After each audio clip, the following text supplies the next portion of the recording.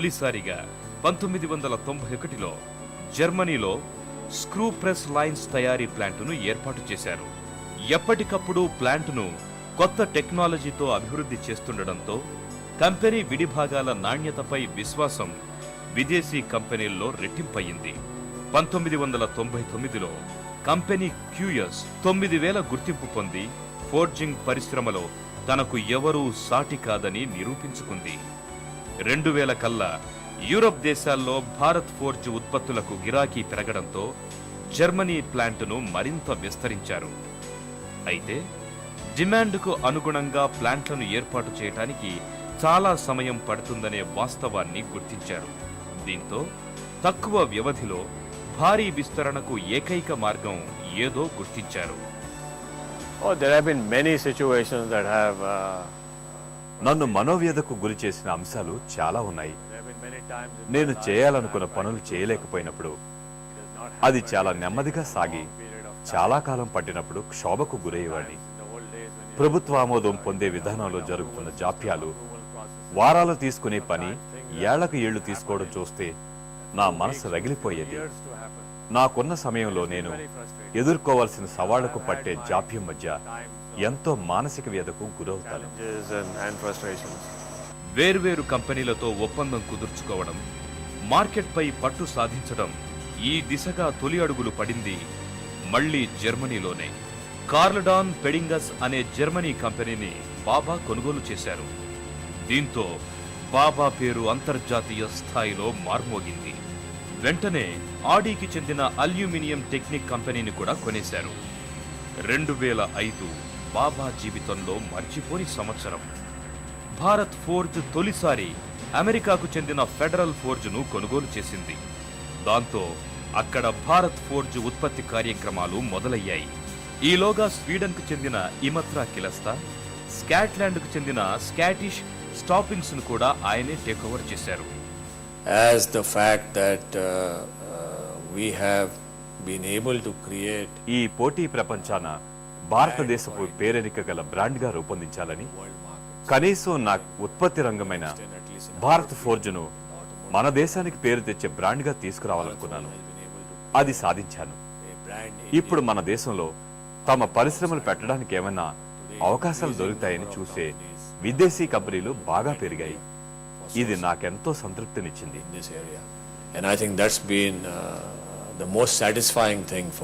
చైనాలో అతిపెద్ద automotive group ఫా కార్పొరేషన్తో భారత్ ఫోర్జ్ సంయుక్త కంపెనీ నెలకొల్పే ఒప్పందాలపై సంతకాలు చేసింది.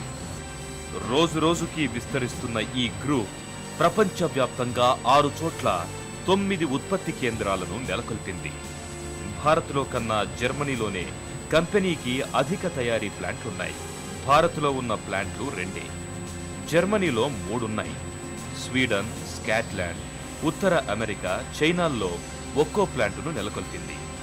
8500 మంది పనిచేస్తున్న ఈ గ్రూపులో సమ్మెలు, ఆందోళనలు దాదాపు లేవని చెప్పాలి. బాబా మార్గదర్శకత్వంలో ప్రతి అనుబంధ కంపెనీ ఏటా విక్రయాల్లో కొత్త రికార్డు సృష్టిస్తోంది. ఒక్కోసారి 100%, మరోసారి 200% వృద్ధి రేటు సాధించడం ఈ గ్రూప్ కంపెనీలో సర్వసాధారణంగా మారిపోయింది.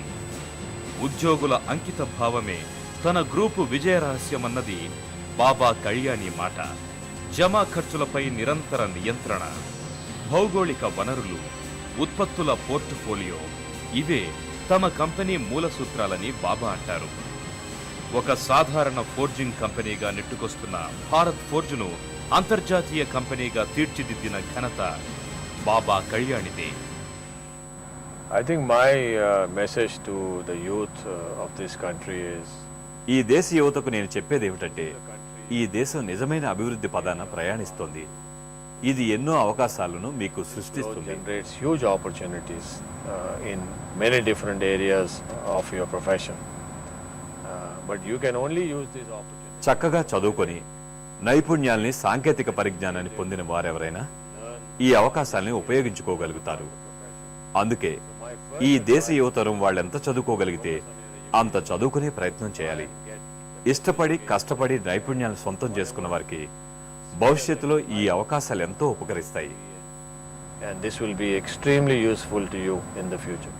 ఆటోమొబైల్ రంగంలో ఫోర్జింగ్, యాక్సిల్స్, బ్రేకులు ఎంతో కీలకమైన విడిభాగాలు.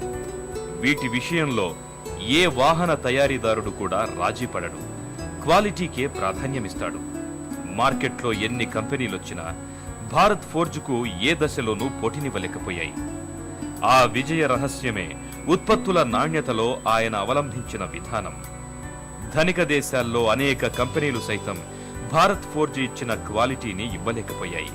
లైసెన్స్ రాజ్ హయాంలో సైతం నాణ్యతా ప్రమాణాల విషయంలో రాజీ పడక విదేశీ కంపెనీలతో ఒప్పందాలకు యత్నించాడు. ప్రభుత్వ నిబంధనలు కఠినంగా ఉన్నా, డాలర్లు సంపాదించడం కష్టంగా ఉన్నా ఆయనెక్కడా వెనుకంజ వేయలేదు.